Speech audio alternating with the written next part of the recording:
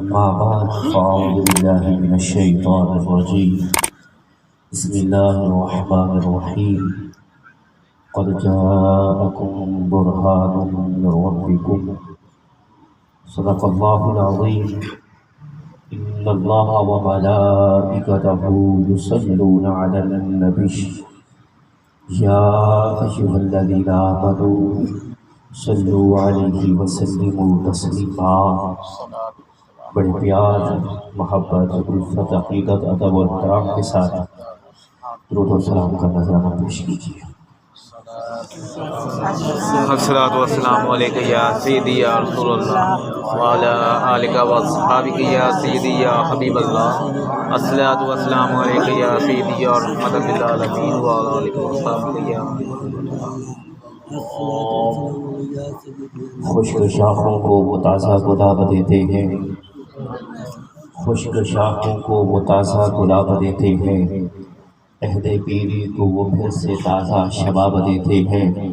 پڑھ لے درود غفلت نہ کر خدا کی قسم، وہ تیرے سلام کا اب بھی جواب دیتے ہیں۔ سبحان اللہ۔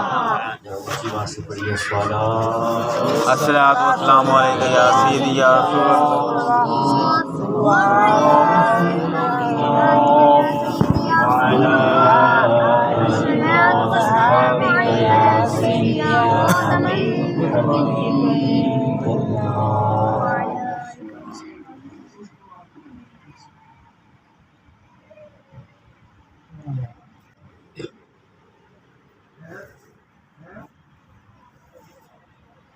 اس خوبصورت محفل کو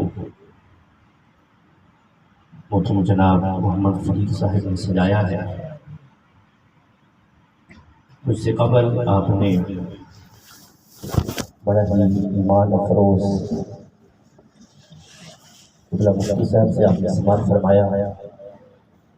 ان کے خطاب کے بعد تو ایسے ہی ہے جیسے سیب کھانے کے بعد بیر کھایا جاتا ہے، لیکن صاحب کا حکم تھا، میں حاضر ہوا۔ طبیعت رات سے میری بخار ہے، تو اگر ان کی محبت نہ ہوتی تو شاید میں نہ پہنچ پاتا۔ مختصر گفتگو آپ کے سامنے رکھنا چاہتا ہوں اور چاہوں گا کہ آپ کی دلوں کے کان بھی میری طرف لگ جائیں،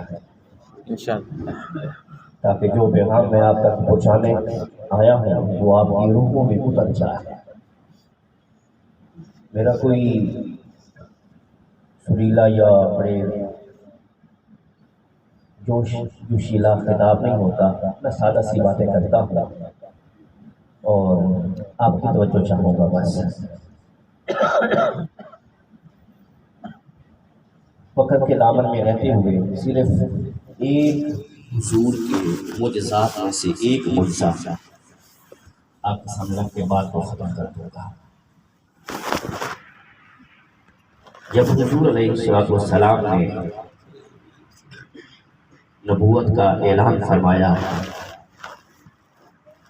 تو شروع میں غریب و غربا لوگ اسلام قبول کرنے لگے۔ جو اہل ثروت تھے، مالدار تھے، شروع میں وہ اسلام کے دامن میں نہیں آئے۔ شروع میں صرف غریب لوگ ہی، حضرت بلال جیسے، حضرت سلمان جیسے، حضرت عمیر جیسے غریب لوگ اسلام کے دامن میں آنے لگے۔ اور حضور کی حدیث کا مفہوم یہی ہے کہ اسلام غریبوں میں آیا تھا اور غریبوں میں رہ جائے گا۔ سبحان اللہ۔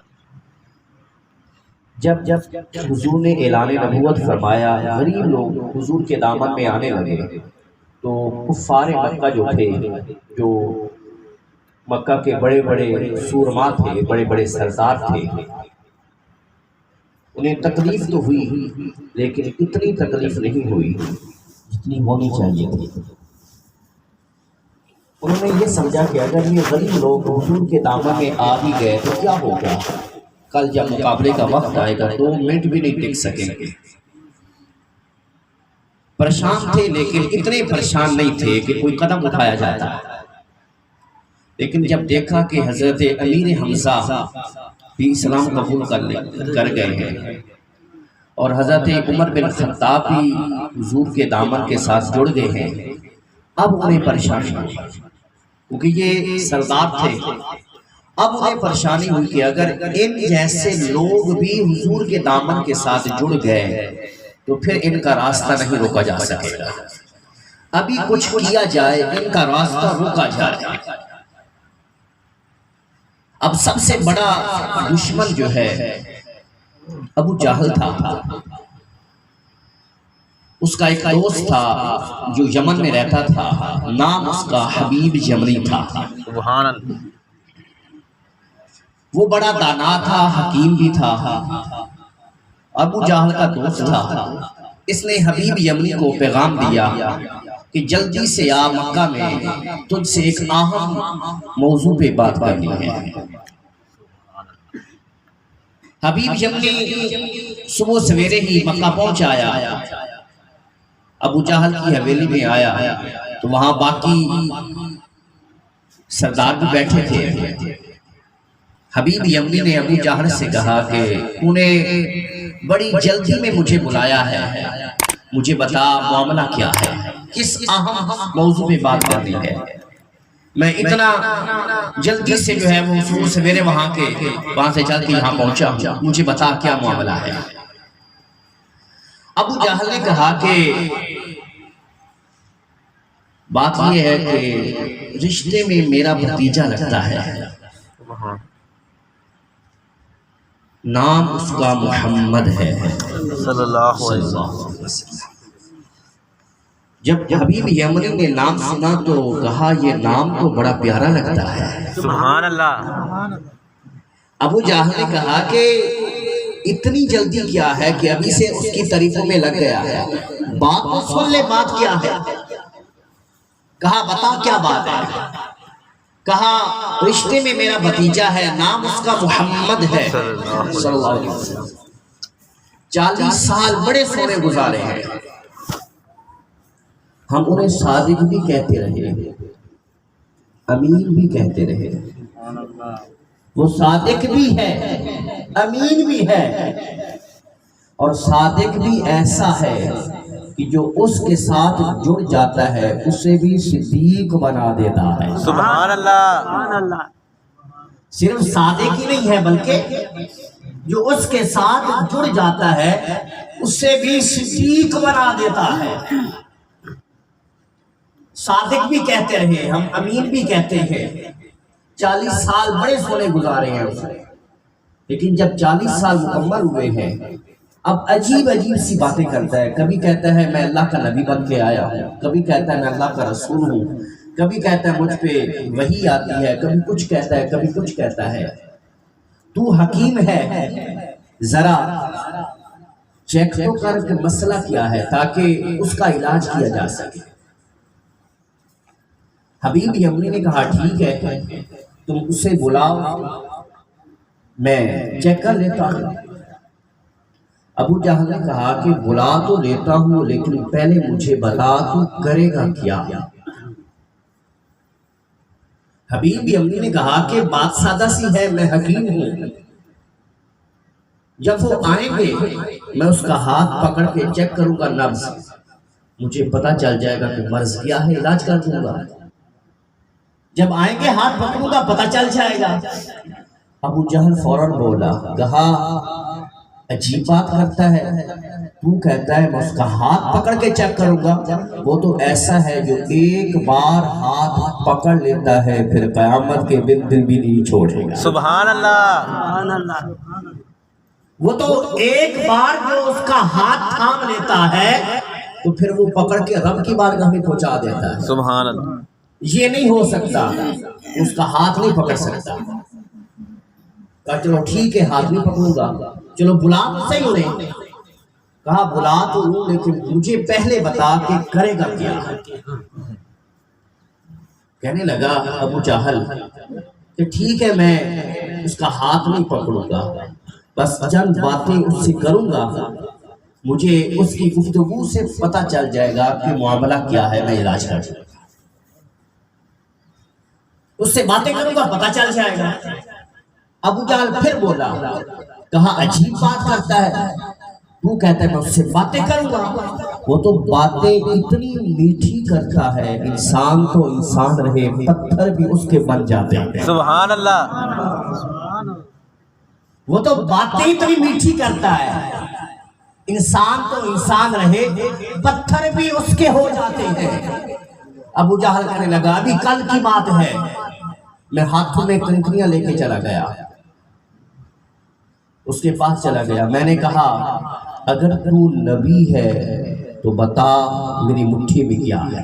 سبحان اللہ، اس سوال کے اندر ایک جواب بھی ہے، آپ کی توجہ ہو تو۔ ابو جہل نے کہا اگر تو نبی ہے تو بتا میری مٹھی میں کیا ہے۔ پتہ یہ چلا کہ یہ تو ابو جہل بھی جانتا تھا جو نبی ہوتا ہے وہ غیب کی خبر دے سکتا ہے۔ سبحان اللہ، یہ تو کافر بھی جانتے تھے نبی ہوتا ہی وہ ہے جو غیب کی خبریں دیتا ہے۔ یہ آج کا کیسا امتی ہے، کلمہ بھی پڑھتا ہے، نبی بھی مانتا ہے، اور یہ بھی کہتا ہے کہ نبی کو دیوار کے پیچھے کا علم نہیں ہے۔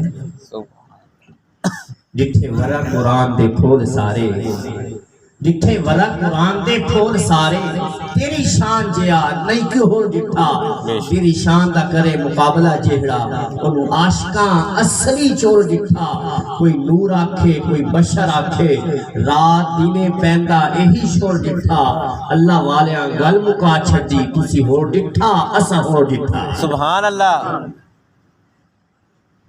یہ تو نبی، یہ تو کافر بھی جانتے تھے کہ نبی ہوتا ہی وہ ہے جو غیب کی خبر دیتا ہے۔ تو ابو جہل نے کہا بھی کل کی بات ہے، میں ہاتھ میں 6 کنکریاں لے کے اس کے پاس چلا گیا، میں نے اس سے کہا کہ اگر تو نبی ہے بتا میری مٹھی میں کیا ہے۔ آگے سے پتا اس نے کیا کہا، اس نے کہا یہ نبوت کی کون سی دلیل ہوئی کہ میں بتاؤں کہ مٹھی میں کیا ہے، نبوت کی دلیل چاہیے تو پھر یہ ہے جو تیری مٹھی میں ہے وہ بتائے گی کہ میں کون ہوں۔ سبحان اللہ، نعرہ تکبیر، اللہ اکبر، نعرہ تکبیر، اللہ اکبر، نعرہ رسالت، یا رسول اللہ، نعرہ رسالت، یا رسول اللہ، نعرہ حیدری، یا علی، نعرہ حیدری۔ یا علی۔ ہاں یہ کون سی دلیل ہوئی نبوت کی کہ میں بتاؤں مٹھی میں کیا ہے، نبوت کی دلیل چاہیے تو پھر یہ ہے جو مٹھی میں ہے وہ بتائے گی کہ میں کون ہوں۔ سبحان اللہ، ابو جہل بولا، میں نے اس سے کہا کہ جو میری مٹھی میں ہے وہ تو بولتی بھی نہیں ہے، سبحان، جو میری مٹھی میں ہے وہ تو بولتی نہیں ہے۔ تو اس نے کہا کہ پہلے نہیں بولتی تھی اب بولے گی۔ سبحان اللہ، اشارہ فرمایا تو میں نے مٹھی کو اپنے کان سے لگایا۔ ابو جہل کہنے لگا میں حیران تھا، مٹھی میری تھی، ہاتھ میرا تھا، قبضہ میرا تھا، لیکن کنکریاں اس کا کلمہ پڑھ رہی تھی۔ سبحان اللہ، تو حبیب یمنی سے ابو جہل کہنے لگا کہ عجیب بات ہے، تو کہتا ہے کہ میں اس سے باتیں کروں گا، وہ تو باتیں اتنی میٹھی کرتا ہے، انسان تو انسان رہے، پتھر بھی کلمہ پڑھ کے اس کے ہو جاتے ہیں۔ سبحان اللہ، لہٰذا یہ بھی نہیں ہو سکتا۔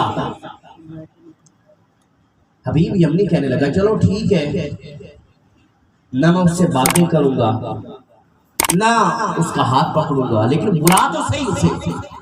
ابو جہل پھر بولا بلا تو وہ، لیکن پہلے بتا کرے گا کیا۔ سبحان، حبیب یمنی بولا ٹھیک ہے میں تیری بات کو سمجھ گیا ہوں، نہ ہاتھ پکڑوں گا نہ اس سے باتیں کروں گا، بس میں اس کی آنکھوں میں آنکھیں ڈال کے دیکھوں گا، مجھے پتہ چل جائے گا مرض کیا ہے۔ سبحان، ابو جہل پھر بولا عجیب بات ہے، تو کہتا ہے میں اس کی آنکھوں میں دیکھوں گا، اس کی آنکھیں اتنی سونی ہیں جو دیکھ لیتا ہے فدا ہو جاتا ہے۔ سبحان اللہ، اللہ اکبر، کیا خوب سجن دی اکھیاں نے، سبحان اللہ، کیا خوب سجن دی اکھیاں نے، جویں بھر کے سرائیاں رکھیاں نے۔ سبحان اللہ، तू अजे मेरा यार नहीं दिखा जिन वेख के चंद शर्मावे। सुभान अल्लाह। तू अजे मेरा यार नहीं दिखा जिन वेख के चंद शर्मावे। अद्धी राती दिन चढ़ जावे जो रुख तो निकाब उठावे। सुभान अल्लाह। जे निकले सैर करन नू सारा गुलशन सीस नवावे। अथे धरती लिफ लिफ जावे जो हथ खुला विच रखदा हथ खुला तू वग जावे। सुभान अल्लाह। मैं नशीले मस्त रसीले सुभान। विच सोना कजर सवावे। सुभान अब अल्लाह। खुले ते इंपिया जापे जिवे मैं खाना खुल जावे। सुभान अल्लाह। तौबा तौबा हुस्न सजंदा झाल न झल्ली जावे। बिजली दर्दी लिश्क न मारे मता बेअदबी हो जावे।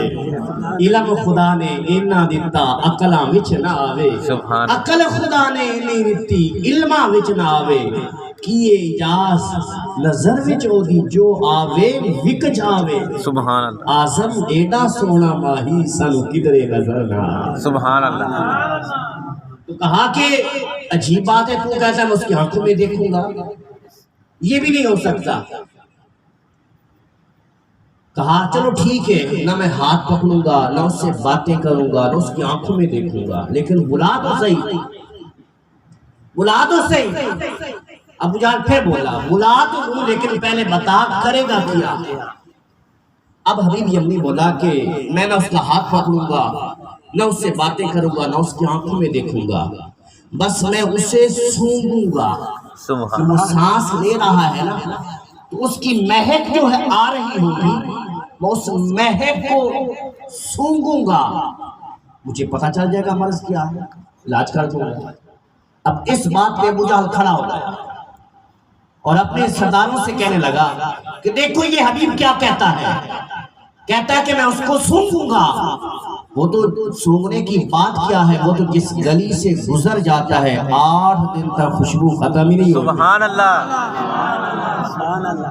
सूंघने की हाजत ही क्या है उसे, वो तो जिस गली से एक बार गुजर जाता है 8 दिन तक खुशबू ही खत्म नहीं होती। सुभान अल्लाह। अल्लाहु अकबर। अब जब अबू जहल ने ये कहा ना तो हबीब यमनी भी खड़ा हो गया। उसने कहा फिर मुझे बुलाया क्यों है, ना मुझे तुम हाथ पकड़ने देते हो ना उससे बातें करने देते हो ना उसकी आंखों में देखना देते हो ना उसे सूंघने देते हो, तो फिर मुझे बुलाया क्यों है, मैं तो लंबा सफर करके आया हूँ, बुलाया क्यों है। अब अबू जहल ने कहा कि अगर ये चला गया तो बात बनेगी नहीं, चलो बुला लेते हैं। उसने हुजूर को पैगाम दिया, अबू जहल ने बंदा भेजा कि जाओ हुजूर को बुला के लाओ।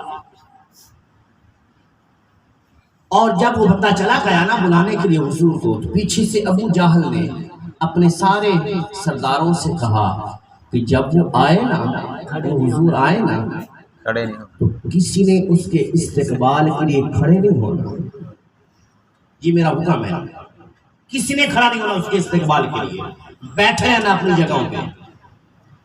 जब अबू जहल ने ये बात की ना तो रब की गैरत को गवारा न हुआ। रब ने जिब्रील ये कहता है मैं खड़ा नहीं होऊंगा, जा अपनी फौज को लेके अपने साथ फरिश्तों को लेके जा और एक एक सरदार के सर पे खड़ा हो जा और खुद अबू जहल के सर पे खड़ा हो जा।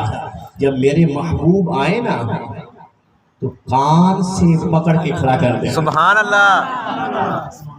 अगर ये इज्जत कर नहीं सकता तो हम करवाना भी जानते हैं। सुभान अल्लाह। अगर यूं नहीं तो फिर यूं ही सही, हम अपने महबूब का एहतराम करवाना जानते हैं। जिब्रील आ गया, एक एक सरदार के सर पे एक फरिश्ता खड़ा हो गया। जिब्रील अबू जहल के सर पे खड़ा हो गया। इधर वो बंदा भी हुजूर तक पहुंच गया, उसने पैगाम दिया हुजूर को बुला रहे हैं। हुजूर वहां से उठे, जैसे ही हुजूर ने अबू जहल की हवेली में कदम रखा, सुभान अल्लाह। अबू जहल सबसे पहले खड़ा हो गया। सुभान अल्लाह। उसका देखा देखी बाकी भी खड़े हो गए। अब जब हुजूर आ गए अपने मकाम पे बैठ गए, तो अबू जहल जब बैठा ना तो जो साथ बैठा था चौधरी اس نے کہا ابو جہل تو کہتا تھا کھڑا نہیں ہونا، آج کیا ہوا کہ تو خود سب سے پہلے کھڑا ہو گیا؟ سبحان ابو جہل کہنے لگا مجھے پتہ ہی نہیں چلا کس نے مجھے کھڑا کر دیا۔ سبحان اللہ۔ اب حضور بیٹھے، حبیب یمنی نے کہا کہ میں نے سنا ہے کہ آپ اللہ کے نبی ہیں، اور ابو جہل نے یہ بھی بتایا ہے کہ آپ جادوگر ہیں، تو مجھے یہ پتا ہے کہ زمین پر جادو نہیں چل سکتا، اگر آپ اللہ کے نبی ہیں تو ہمیں کوئی آسمان کا معجزہ دکھاؤ، سبحان اللہ۔ کوئی آسمان کا معجزہ دکھاؤ۔ حضور نے فرمایا اے حبیب کوئی کیا دکھاؤں، جو تو کہے گا میں وہ دکھا دوں گا۔ سبحان اللہ۔ یہ کیا ہوئی کہ جو اپنی مرضی کا میں دکھا دوں؟ نہیں، جو تو چاہے گا وہی کر کے دکھا دوں گا۔ مجھے اللہ نے کوئی 1 2 4 10 معجزے نہیں عطا کیے، مجھے تو رب نے سر سے پاؤں تک سراپا معجزہ بنا کے بھیجا ہے۔ سبحان۔